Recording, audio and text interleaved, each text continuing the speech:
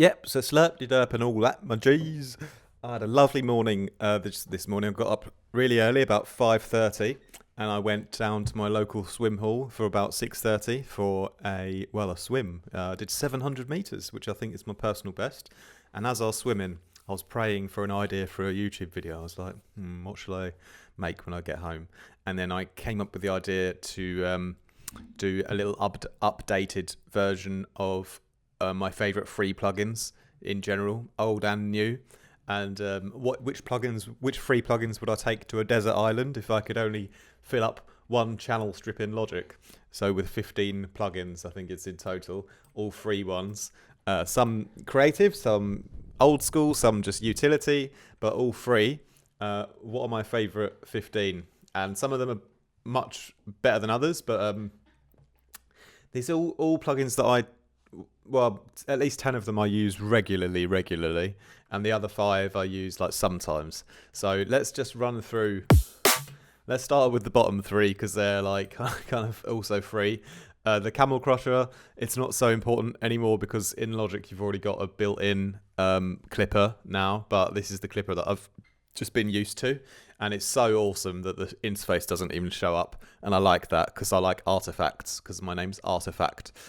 So the Camel Crusher is an excellent clipper. I love that. I like the Kilohertz gain because you can do really minute volume adjustments, and volume is everything in this game.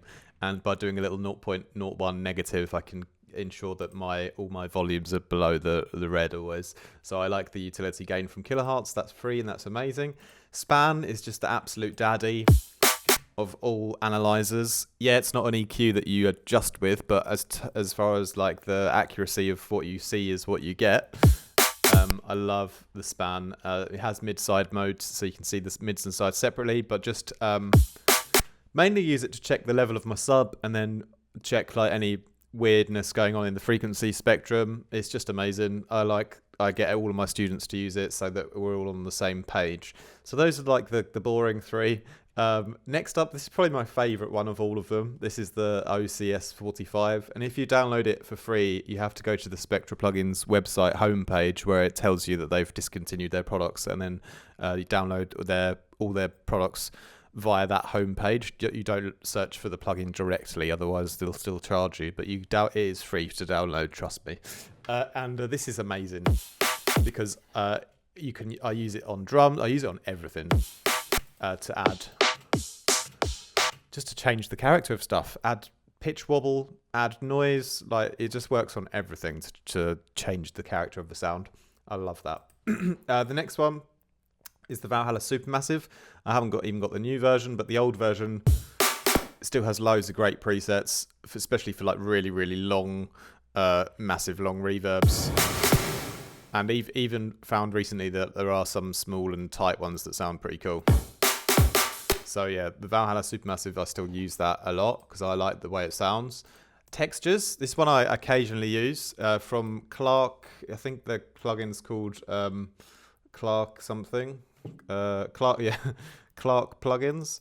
This is cool because it has a bunch of like Foley sounds you can add in onto your channel.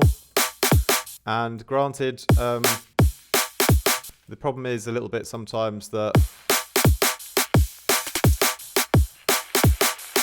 it won't follow directly the rhythm. So if you've got a rhythmical sound like drums, it's not going to directly follow that. But if you're okay with just slamming a bunch of like noise into the sample, then like, especially if you do it before you add rhythm. So if you had like a bass, then you put the noise in and then you do filtering and LFOing afterwards, then this is excellent to add like different types of Foley into the high end.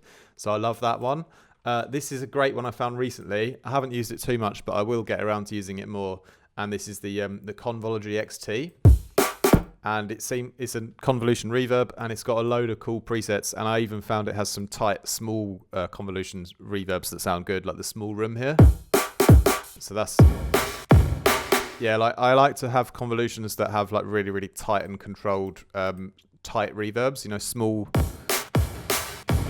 I don't know how many small ones there are, but at least on the True Stereo, the small room one here. That sounds really good. So that would be a great layer for your drums or your bass, that one. So that's a great plugin in my opinion. Next, I've got the Transient Shaper. Of course, this is more of a utility thing, but just the best Transient Shaper I've used. Really, really simple. Does a great job on everything. Softening hats or tightening up drum loops, that kind of stuff. This is one I occasionally use in mastering, and it's the Lufticus from IKJB or LKJB. Lufticus. It's great for a high-end air. So I like to just use the high boost. I don't really worry about the EQing part because I normally use a normal EQ for that. But for the high boost, I like the way it colours the high end. It sounds good for like 20k and that, like those kind of frequencies you don't hear. It's good to add air into your mix like that. So that's a great one. Convolution Easy. This is excellent still. I still use this from time to time because I like some of the sounds in that one, especially like the Phil Collins preset. I use that sometimes on my Tom Phils and stuff just for a laugh. But yeah, this, and especially in the sound design one, it's got some interesting short things.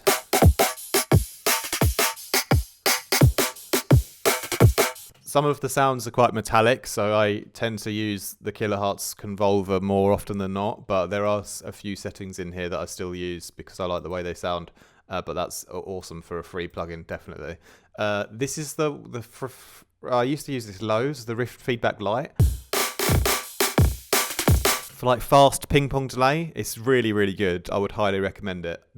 I've just got the Kilohertz dual delay, so that is the one I tend to use first and foremost nowadays, but I used to use this for ages. But if you didn't want to pay for the Kilohertz proper bundles, then I would use this one because that's just as good, really. It's got a great sound, that Rift Feedback Lite. That's definitely an excellent free one. Ruiner, this is probably my second favourite of the whole lot after the tape. But these two are my favourite, the OCS 45 and the Ruiner. They're my two favourites of the free bundles. I use this all the time.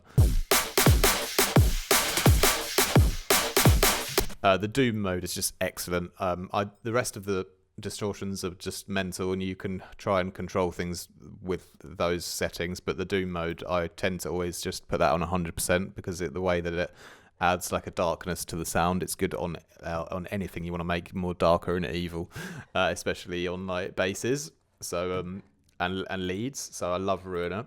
Fire is a plugin I used to use loads, and I used to use it in my mastering chain because it adds a great level of, I love multi-band saturation plugins, and it adds a really nice boost to the high end. I have noticed that sometimes it will kind of weaken the low end when you use the plugin, so I don't know if the algorithm is that great for your low end, so I stopped using it now on my master chain, but I still use it on occasional like other sounds like leads or mid basses or things where I need to boost the brightness a bit, but I probably wouldn't use it on stuff where my sub bass or my kick drum is involved because I would risk perhaps losing some power.